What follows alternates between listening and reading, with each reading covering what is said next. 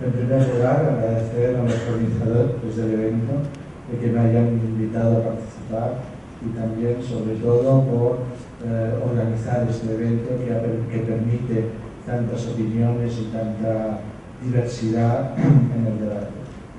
Yo voy a hablar de objeción de conciencia en el personal sanitario. Los profesionales sanitarios, en cuanto a ciudadanos de una sociedad democrática, gozan de los mismos derechos y deberes que el resto de la sociedad. Están animados por una conciencia propia que dirige sus actos y están limitados por las conciencias de terceros y al mismo tiempo sometidos a los pactos establecidos entre todos para vivir en sociedad. Estos pactos se concretan en el derecho y que, según la Real Academia de la Lengua, es un conjunto de principios y normas expresivos de una idea de justicia y orden que regulan las relaciones humanas en la sociedad y cuya observancia puede ser impuesta de forma coercitiva. La moral individual es una norma autoimpuesta o autónoma que solo obliga al individuo. En cambio, el derecho, en cuya elaboración participan todos los ciudadanos de manera directa o indirecta, goza del poder de la coacción y viene impuesto desde fuera y obliga a todos por igual, sean cuales sean sus preceptos morales. Los profesionales sanitarios, como el resto de los ciudadanos, tienen el derecho a disentir de las leyes, pero siguen teniendo la obligación de acatarlas. La libertad de conciencia es un derecho reconocido en el artículo 18 de la Declaración Universal de los Derechos Humanos, y en su nombre es posible justificar la exención de algunas obligaciones legales contrarias a la conciencia del individuo determinado, pero siempre teniendo en cuenta que esta exención no debe redundar en la pérdida de derechos a terceros y que puede ser una carga para quien la solicita. Ante esta exención, a la que se llama objeción de conciencia, los profesionales no han de olvidar que ejercen un monopolio, el monopolio propio de su profesión, es decir, de los actos médicos, de los servicios de enfermería y de la dispensación de fármacos, y que los ciudadanos no pueden quedar desprovistos de los actos, servicios o fármacos cuya prestación la ley ampara. El poder de la coacción solo lo puede tener el derecho. Por lo tanto, un grupo de ciudadanos unidos en una profesión, en una religión o en cualquier asociación legal no puede imponer sus preceptos morales al resto de la sociedad, ya que entonces se trataría de una injerencia intolerable en la libertad individual que privaría a los ciudadanos de cualquier posibilidad de acción libre. Necesariamente, la moral o la conciencia del individuo solo deben obligar al propio individuo.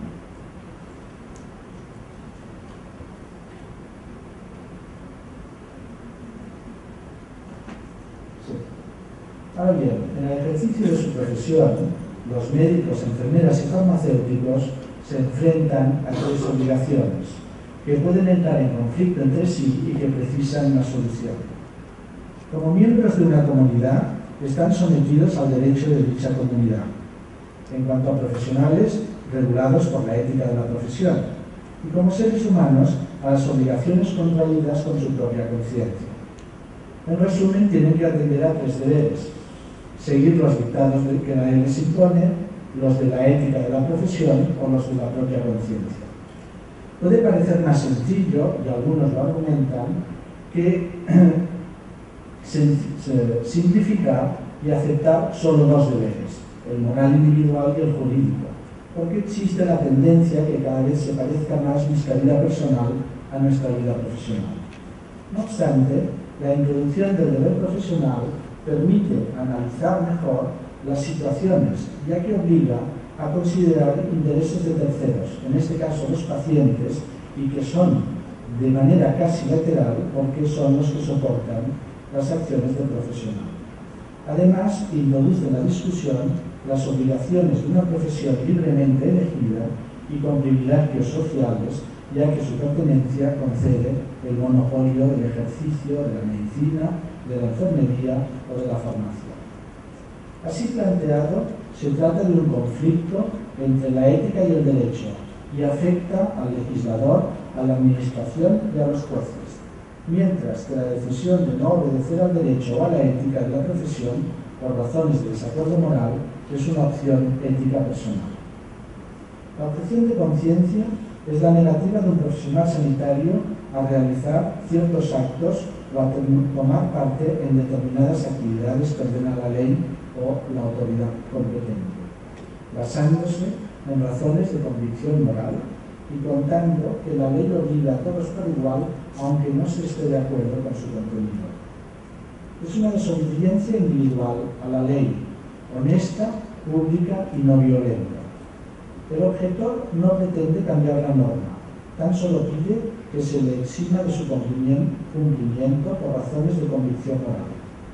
En la raíz de la objeción está que quien objeta ha de estar dispuesto a aceptar algún tipo de inconveniente o de contraprestación como alternativa razonable al daño que provoca la objeción de conciencia. La objeción, por ser fruto de las convicciones morales del individuo, ha de ser necesariamente individual. En el caso de las instituciones privadas, si reciben fondos públicos, deben tener las mismas obligaciones que las públicas y por lo tanto no pueden objetar en tanto que institución. Dentro de lo que se llama las convicciones morales, los valores religiosos no deben ser considerados más importantes que otros valores no religiosos. La objeción ha de ser honesta, no ha de enmascarar por razones distintas a la convicción moral de que ese acto es contrario a la conciencia personal. Con la objeción no se ha de buscar el interés propio, ni ha de utilizarse para discriminar.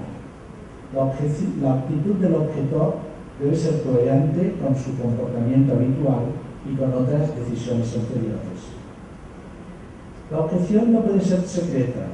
Es necesario que el gestor pueda organizar la atención a los pacientes y, por lo tanto, que tenga una solución preparada para cuando se dé la circunstancia y pueda garantizar la prestación de servicio. En el caso de un profesional sanitario objetor, ¿cuándo deben ser informados los pacientes de que su médico es objetor ante una u otra práctica? ¿Solo cuando se presente el problema o al inicio de la relación médico-paciente? Ya que, obviamente, se genera la siguiente pregunta: ¿tiene sentido ir a buscar anticonceptivos a un médico objetor? ¿Y este profesional objetor tiene la obligación de remitir al paciente a otro profesional no objetor? Entre estas cuestiones existe un debate entre los profesionales que bordea peligrosamente un límite. ¿Qué prevalece? ¿La convicción moral personal o el interés necesidad del paciente? Cuando un paciente acude a una consulta, si el profesional no accede a dar la prestación solicitada porque sus preceptos morales se lo impiden, pero además estos preceptos incluyen no facilitar la información que el paciente necesita para conseguir la prestación establecida por la ley, la respuesta del profesional ha de ser una respuesta desde el ejercicio de la profesión o una respuesta desde sus propias convicciones morales. En este caso, el profesional, si lo hace desde sus propias convicciones morales, puede incumplir la ley y las obligaciones de la profesión, que son facilitar la información imprescindible para que el paciente pueda tomar una decisión ajustada a su propia conciencia. La objeción no ha de comportar violencia alguna para el objetor ni para el paciente. El profesional objetor en la sanidad pública necesariamente ha de serlo también en el ejercicio privado, porque la objeción moral no ha de cambiar según el marco de la actuación o en razón de intereses espurios. La objeción genera problemas en la asistencia sanitaria, ya que ésta se lleva a cabo durante 24 horas al día, 365 días al año, y exige que el personal tenga un grado de formación elevado. El problema no es simplemente logístico. Aceptar la objeción puede favorecer la intransigencia moral del individuo, que este individuo llega a pensar que la moral propia está por encima de las conciencias de los otros y creerse uno mismo con los atributos suficientes para imponer su propia visión del mundo. Definir con precisión cuáles son las prácticas a las que se puede objetar es necesario para evitar la banalización de la objeción que hace de la reflexión ética personal algo trivial y que puede llegar a ser la excusa ideal para inhibirse ante cualquier situación de conflicto o de incomodidad. Hay que impedir que la objeción signifique discriminación o estigma de la persona que solicita la prestación, y hay que lograr que la exención que permita al profesional sanitario inhibirse de actuar se refiera exclusivamente al procedimiento objeto de la objeción, no a la persona que solicita el servicio ni a las complicaciones que pueden ser consecuencia de él.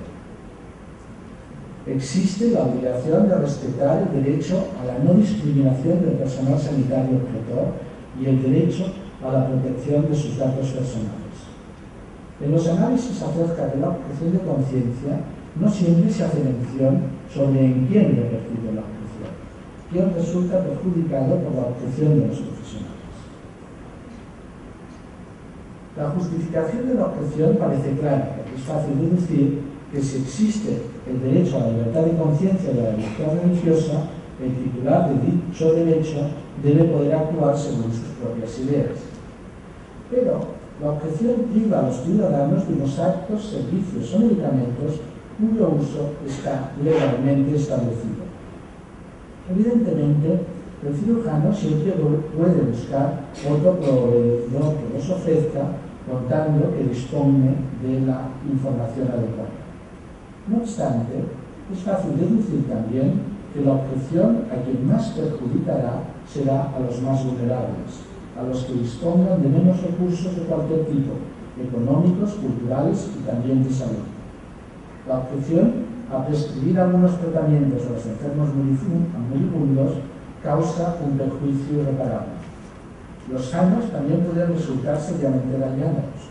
La objeción a algunas vacunas, como la del virus varicela zoster o del papiloma, afecta a la salud futura. La objeción relacionada con la reproducción afecta a la mitad del género humano y castiga especialmente a las mujeres porque atenta contra su libertad sexual y las hace víctimas principales de los embarazos no deseados y doble víctimas de las agresiones sexuales. Si entendemos la vulnerabilidad siguiendo la idea que una vez escuché a Florencia Luna en una conferencia, como algo formado por capas superpuestas como las de una cebolla, la imagen que resulta es conocidamente pavorosa. Sobre quien recae la mayoría de los inconvenientes de la objeción son los niños, los enfermos o las mujeres. Esta capa de vulnerabilidad se añade a otras vulnerabilidades, como son pocos recursos culturales o pocos recursos económicos. El objetor deberá aceptar los inconvenientes que se derivan de la objeción y es obligado a preguntarse de nuevo si un profesional objetor en lo relacionado a los trasplantes de órganos debe incorporarse a trabajar en una unidad de cirugía de trasplantes.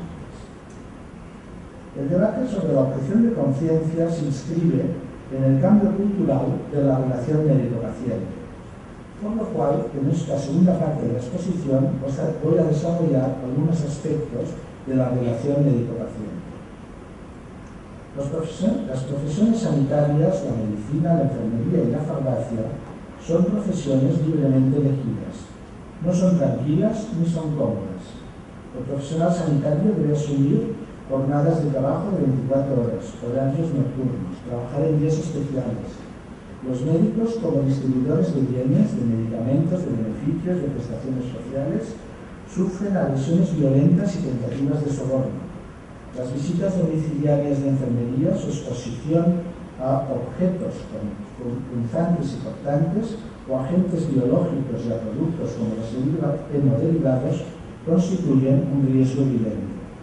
Los farmacéuticos manipulan sustancias tóxicas como la quimioterapia y almacenan estupefacientes. Algunas especialidades médicas y de enfermería se ocupan de momentos de la vida difíciles y con complicaciones morales especiales, por ejemplo, la reproducción humana y la muerte. Las innovaciones biotecnológicas obligan a actualizar conocimientos constantemente, los avances en el mundo de la comunicación y, por lo tanto, la divulgación informativa por medios como la prensa e Internet